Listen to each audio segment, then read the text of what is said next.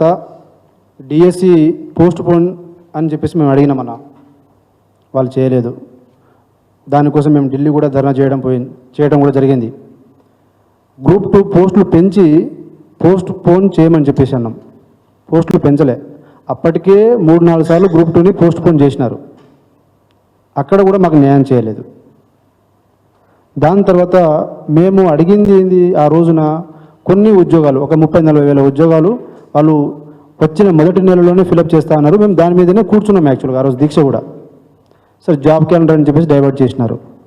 Job calendar implement అయ్యే టైంకి SC వర్గీకరణ తీసుకొచ్చినారు. ఎస్సీ వర్గీకరణకు 2 నెలలు టైం అడిగి 8 నెలలు తిప్పినారు. 8 నెలలు అయిపోయింది కదా, మరి వర్గీకరణ అయిపోయింది కదా, మరి మాకు నోటిఫికేషన్స్ ఎక్కడ అని చెప్పేసి మేము అన్ని పార్టీలను కలుసుకుంటూ రిప్రజెంటేషన్లు, అన్ని సంఘాలను కూడా మేము రిప్రజెంటేషన్ ఇచ్చినాం. అక్కడ కూడా ప్రభుత్వం స్పందన లేదు. దాని తర్వాత మే 1st వీక్న టీజీపీఎస్సీ చైర్మన్ ద్వారా వాళ్ళు మనకు నోటిఫికేషన్ విడుదల చేస్తామని చెప్పేసి వాళ్ళు కూడా బుర్ర వెంకటేశ్వర గారు చెప్పినారు. మరి మేము ధర్నా చేసింది ఇక్కడ మే 30 తారీఖున. ఆ మే 30 తారీఖున ప్రోగ్రాం చేసింది కూడా మేము ఆ రోజు పార్టీకి సంబంధం లేని వ్యక్తులతో కూడా వ్యక్తులను మాత్రమే పిలిచి మేము ధర్నా చేయించినాం. అక్కడైనా వాళ్ళ బుద్ధి మారుతుందా అంటే మళ్ళీ అదే మాట, పెయిడ్ ఆర్టిస్టులు, ఆ పార్టీ ఈ పార్టీ. దాని తర్వాత జూన్ 3వ తారీఖున ఉస్మానియా యూనివర్సిటీలో ర్యాలీ చేసినాం. వివిధ యూనివర్సిటీస్లో కూడా ర్యాలీలు జరిగినాయి. దాని తర్వాత జూన్ 9న మేము ధర్నా చేస్తే గ్రూప్ 1 ఇష్యూ మీద నేను ధర్నా చేస్తే నన్ను చెంచలగూడ జైల్లో 10 రోజులు పెట్టినారు. జూన్ 9న నేను 2 రోజుల ముందులే హౌస్ అరెస్ట్ చేసినారు. ఆ యొక్క కాన్సిక్వెన్స్ అన్నీ ఉన్నాయి కాబట్టి మేము జూన్ 20వ తారీఖున మళ్ళీ ధర్నా పెట్టుకున్నాం, అన్ని పొలిటికల్ పార్టీస్ని పిలిపించి.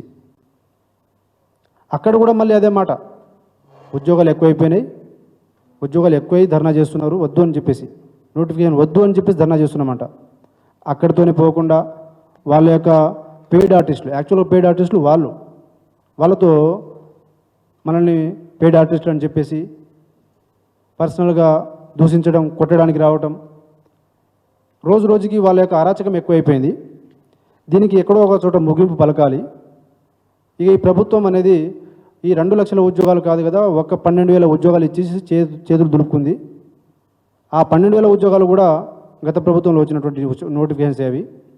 ఈ ప్రభుత్వం వచ్చి చేసింది ఏమీ లేదు. వీళ్ళు మనల్ని మోసం చేసినారనే విషయం మాకు అర్థమైపోయింది. ఈ ప్రభుత్వం యొక్క చేతకానితనం కూడా మాకు అర్థమైపోయింది. అందుకనే మేము కూడా రియలైజ్ అయినాం, ప్రతి నిరుద్యోగి కూడా రియలైజ్ అయినాం. మొన్న రియాజ్ గారు మా చిక్కడపల్లి లైబ్రరీకి వస్తే కూడా నిరుద్యోగులు మొత్తం కొట్టడానికి కూడా పోయినారు.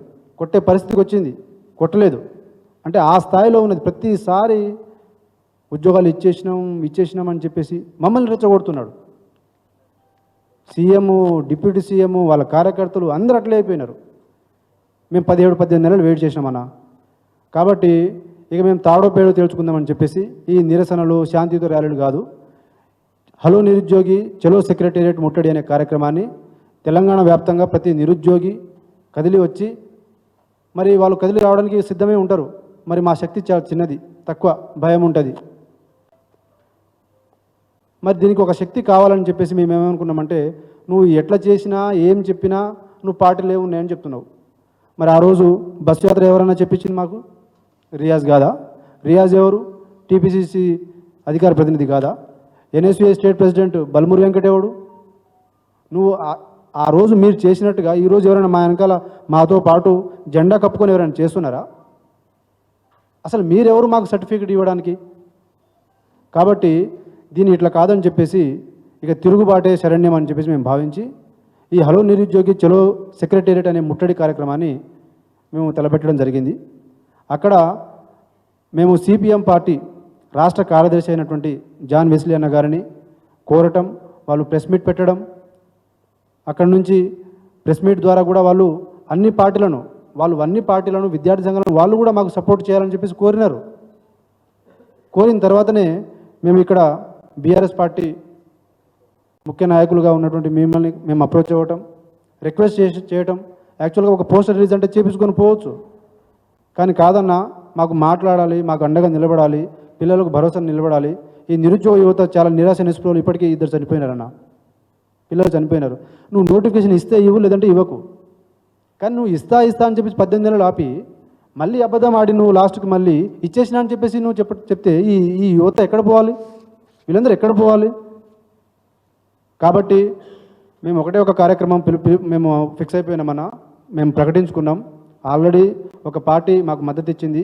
మీరు కూడా మాకు మద్దతు ఇవ్వాలని, మీరు మాతో పాటు బీఆర్ఎస్వి విద్యార్థి విభాగం కావచ్చు, యోజన విభాగం కావచ్చు, బీఆర్ఎస్ పార్టీ మొత్తం అవుట్ రైడ్గా మా యొక్క ముట్టడి కార్యక్రమంలో మేము చేసే యొక్క ఉద్యమంలో మాతో పాటు వెన్నుదన్నుగా ఉండాలని చెప్పేసి బాజాప్తగా అడుగుతున్నాం. ఎవరికి భయపడి కాదు, ఎవరికి చెంచగిరి చేయడానికి కాదు. మేము వాళ్ళలాగా పెయిడ్ ఆర్టిస్ట్ లాగా వాడు నీ పార్టీ ఉన్నది, ఈ పార్టీ ఉన్నది చెప్తే నీ దగ్గర ఏ సర్టిఫికేట్, బి సర్టిఫికేట్ తీసుకోవడానికి మేమైతే సిద్ధంగా లేమన్నా. మేము చేతులు జోడించి అన్ని పొలిటికల్ పార్టీస్ని కలుస్తున్నాం. మిమ్మల్ని కూడా కలిసి మేము రేపు చేయబోయే హలో నిరుద్యోగి చలో సెక్రటరియట్ ముట్టడి కార్యక్రమాన్ని మీరు అందరూ కూడా, ప్రతి ఒక్కరు కూడా వచ్చి మా యొక్క కార్యక్రమాన్ని ముందుండి నడిపించాలని మేమే కోరుతున్నాం. మీ దిక్కున్న చోటతో చెప్పుకోపోరి, కాంగ్రెస్ పార్టీ దిక్కున్న చోట పోయి చెప్పుకోపోరి. ఇక్కడ కూడా పరిష్కారం కాకపోతే ఢిల్లీ నడి బొడ్డున ఈ సోనియా గాంధీ బొమ్మను, ఈ దిష్టి బొమ్మ కూడా మేము చేసి వస్తాం. ప్రియాంక గాంధీ కావచ్చు, రాహుల్ గాంధీ కావచ్చు, వీళ్ళని మాత్రం మేము విడిచిపెట్టొద్దని మేము ఈ ఒక్క ప్రోగ్రామే కాదన్నా, ఇక మీదట మేము ఇక ప్రతిసారి మేము చెప్పాము, ప్రతి ప్రోగ్రాంలో, ప్రతి నిరసన కార్యక్రమంలో మీరు మాకు అండగా నిలబడాలనేది మా యొక్క రిక్వెస్ట్ అన్న. థ్యాంక్ యూ అన్న. ఇప్పుడు